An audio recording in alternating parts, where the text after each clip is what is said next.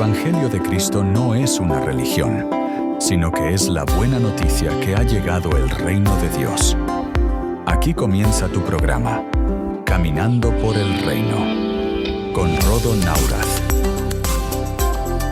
Bienvenidos a Caminando por el Reino, el sonido del nuevo pacto. Anteriormente en Caminando por el Reino.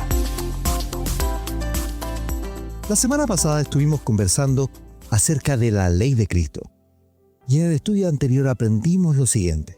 1. La expresión de la ley de Cristo que tiene Pablo la dijo en más de una carta. Partió desde la carta a los Gálatas para reafirmar que es algo ineludible e implícito en el Evangelio. Y su referencia tiene que ver absolutamente con el nuevo pacto en Cristo. 2. Dios prometió establecer un nuevo pacto y lo anuncia con el profeta Jeremías. Esta vez, el nuevo pacto no sería como el de Moisés.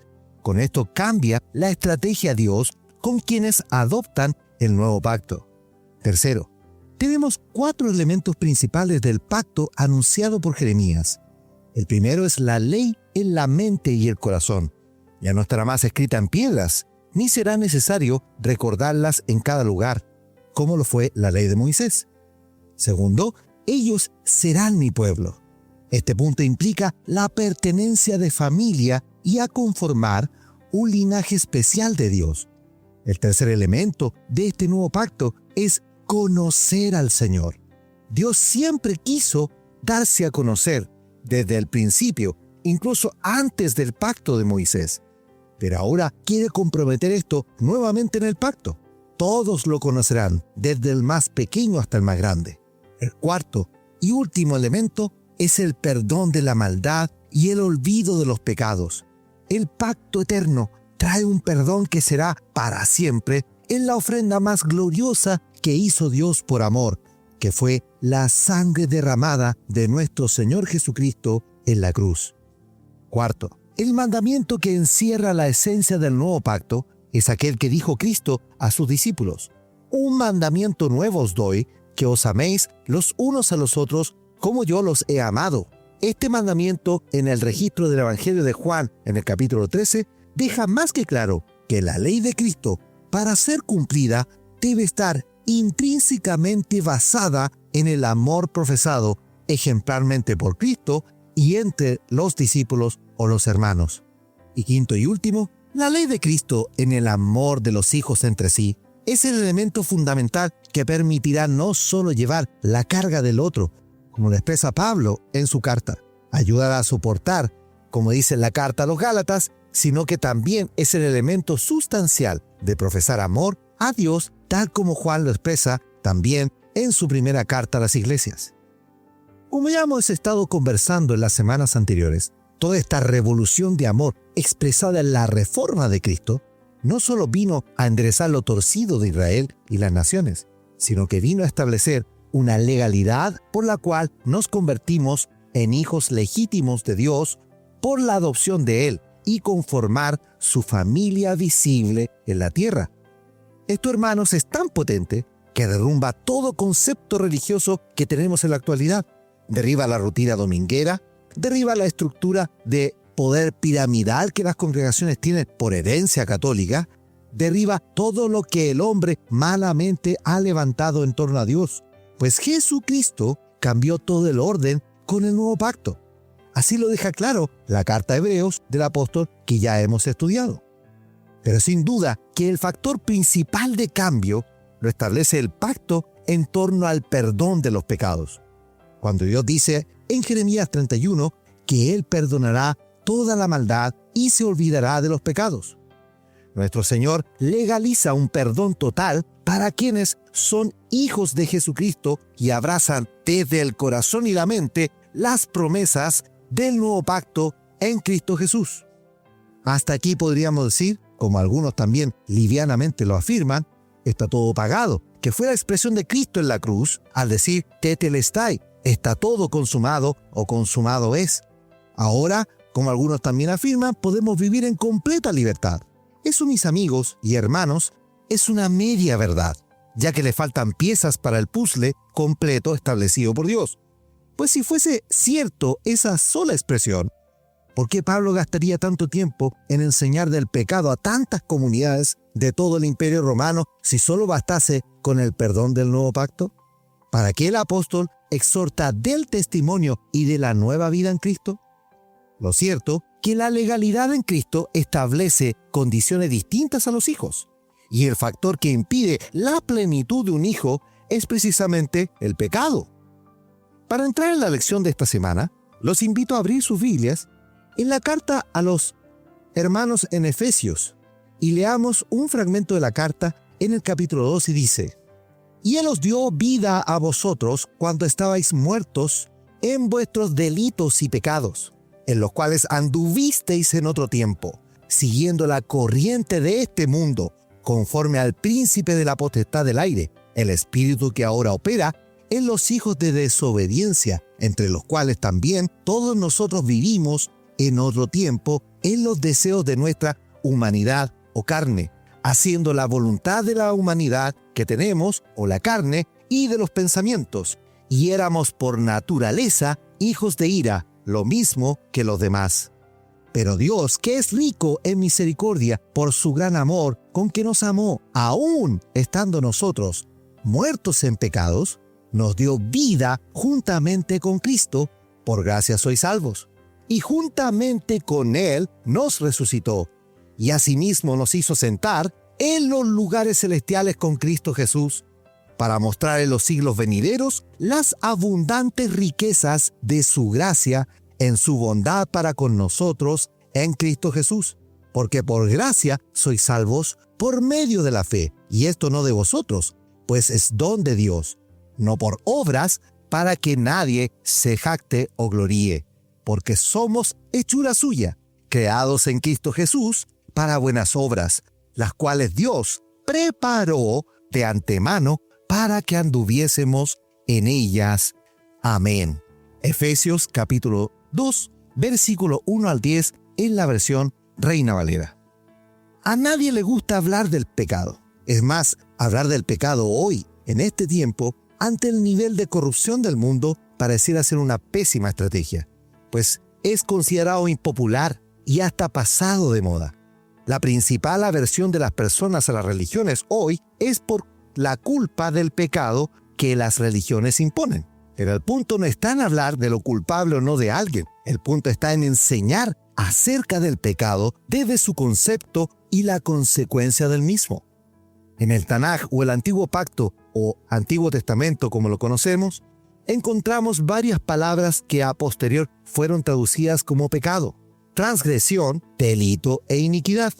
La más común que se encuentra en todo el compendio es en hebreo y es el verbo shatá, que significa errar. Este verbo tiene al menos unas 600 derivaciones de palabras en todo el compendio de libros.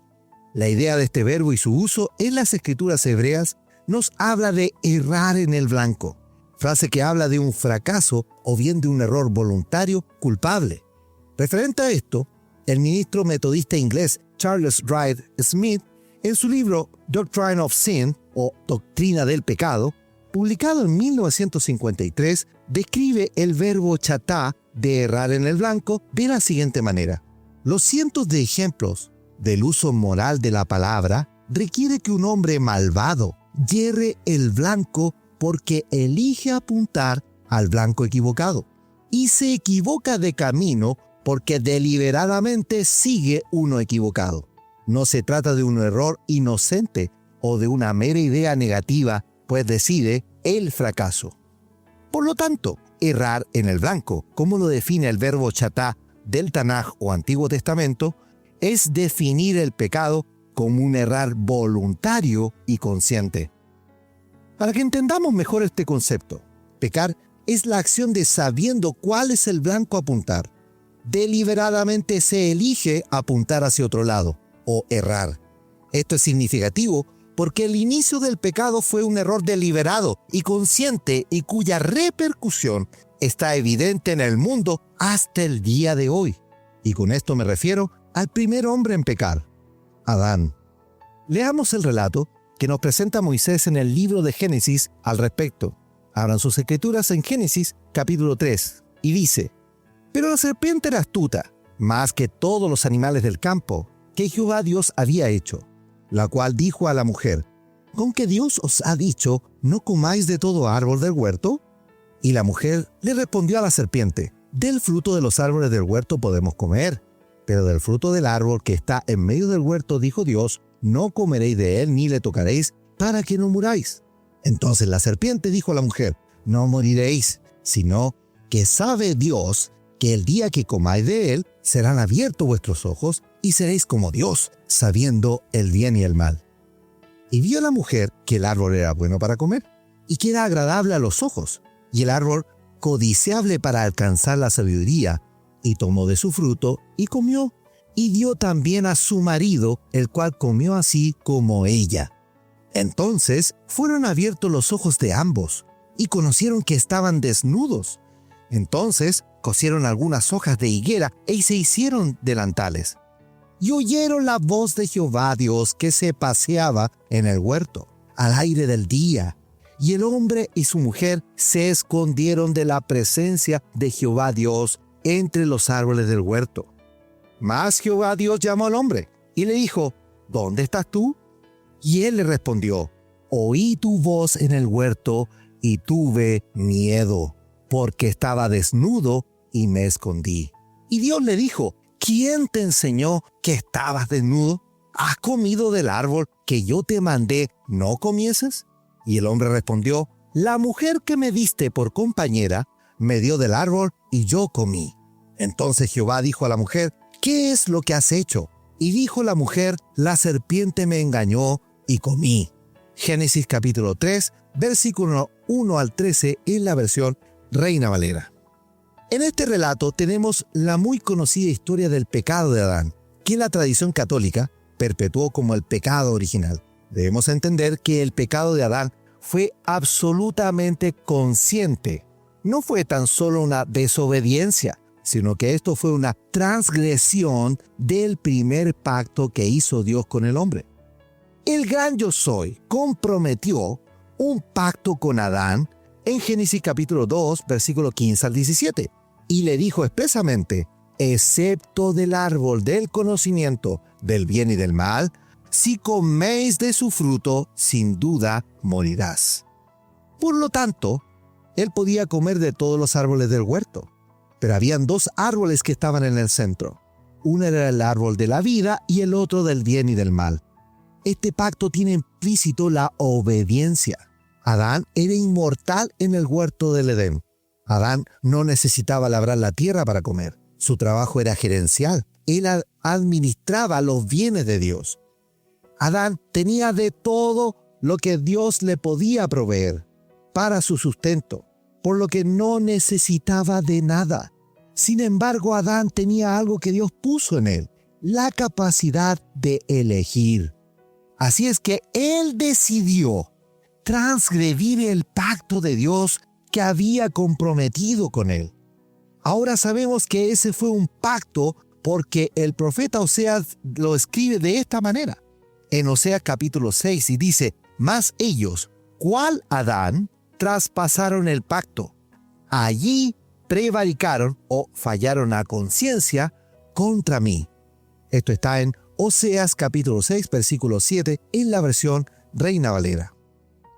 El relato nos comenta los siguientes aspectos. La serpiente le dijo a la mujer que no moriría, y eso es una media verdad mezclada con una media mentira, pues al comer del árbol, el matrimonio de Adán y Eva no murieron inmediatamente, tal como conocemos la muerte. Pero sí, en realidad murieron, pues el fruto del árbol contaminó el cuerpo de Adán y de Eva.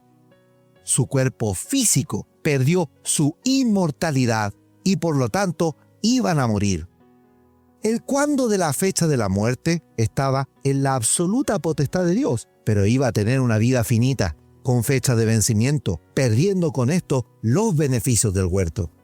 El pecado de Adán no fue tan solo una desobediencia y transgresión de un pacto. La contaminación que originó esa acción repercutió en toda la raza humana y que toda la raza humana contrajera caducidad de vida, es decir, la muerte.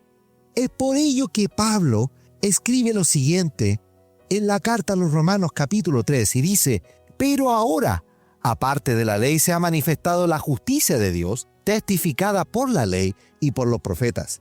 La justicia de Dios por medio de la fe en Jesucristo, siendo justificados gratuitamente por su gracia, mediante la redención que es en Cristo Jesús, a quien Dios puso como propiciación por medio de la fe en su sangre, para manifestar su justicia a causa de haber pasado por alto en su paciencia los pecados pasados, con la mira de manifestar en este tiempo su justicia, a fin de que Él sea justo y el que justifica al que es de la fe de Jesús. Romanos capítulo 3, versículo 21 al 26 en la versión Reina Valera. Pablo reafirma en la carta a los romanos que todos pecaron y están destituidos de la gloria de Dios. Nota el tiempo presente de este verbo. No dice que estaban, sino que están destituidos de la gloria de Dios. Esto es hasta el día de hoy. Si alguien considera que no es pecador, le quiero decir, mi amigo, que sí lo es, porque todos pecaron por causa de Adán. ¿Eso qué quiere decir? Que todos los seres humanos somos pecadores por la descendencia y la genealogía de Adán. El pecado de Adán contaminó la genética humana y su legado se traspasó de generación en generación. Y además nos condicionó a ser destituidos de la gloria de Dios.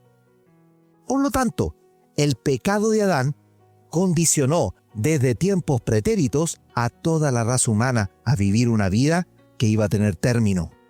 Y Dios restringió la vida del hombre en primera instancia a 120 años, y algunos siglos después la restringe aún más a 80, incluso para los más robustos. La verdad de Dios es inmutable. La muerte sí entró como consecuencia de la desobediencia de Adán, tal como lo estableció Dios en el pacto con el primer hombre creado.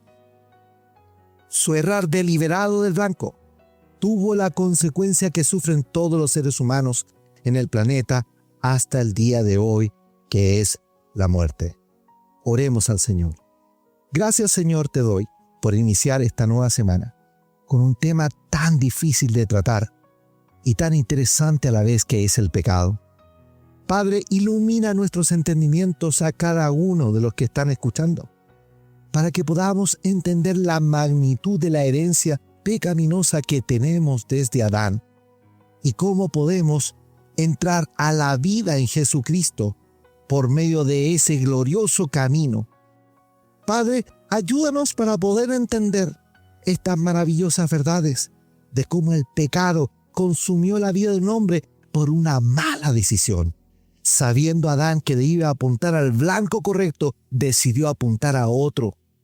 Señor, ayúdanos en esta hora, para que nuestras decisiones sean apuntar al blanco perfecto, al cual el apóstol dice: prosigo al blanco, que es Cristo Jesús.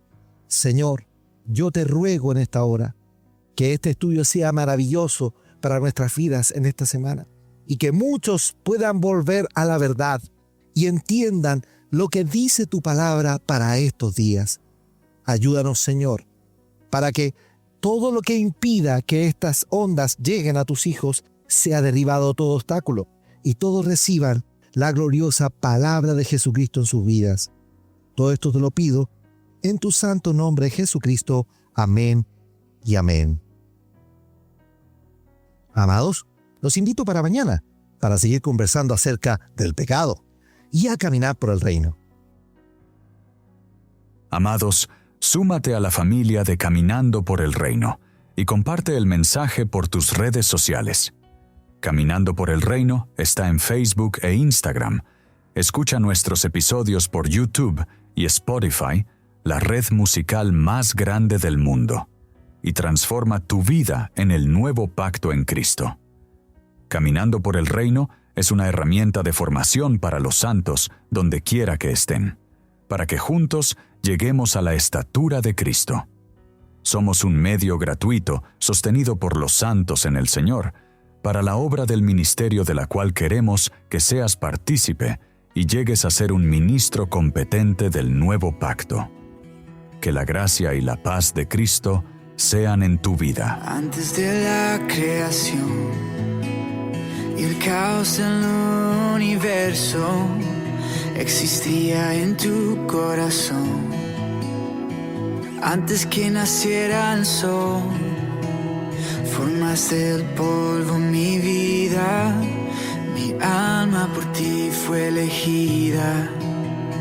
Vengo con manos vacías, mas yo quiero ser tu vasija.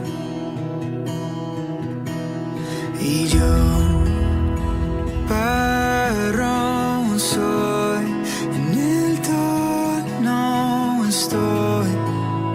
Moldéame hoy, rómpeme si es necesario.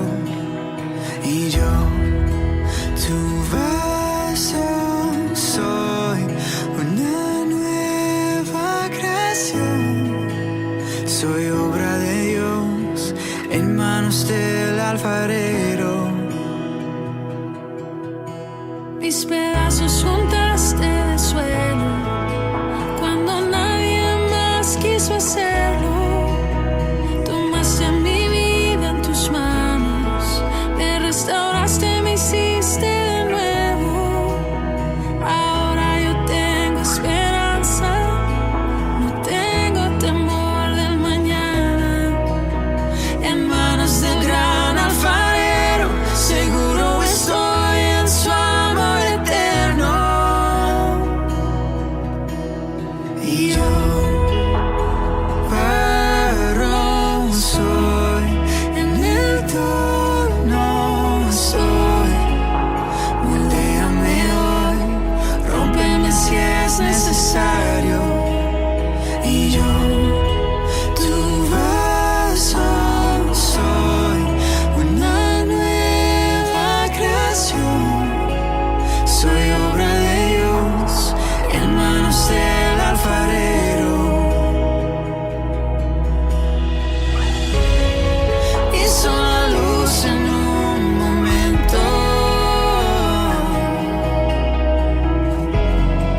pero en mí tomó su tiempo. Transforma todo lo que siento. Dame tu vida, sopla aliento.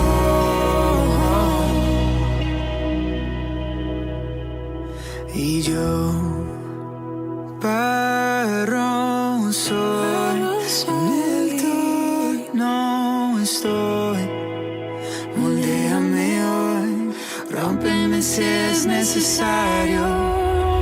Y yo, tu vaso soy, una nueva creación. Soy obra de Dios, en manos del alfarero. Soy obra de Dios, en manos del alfarero.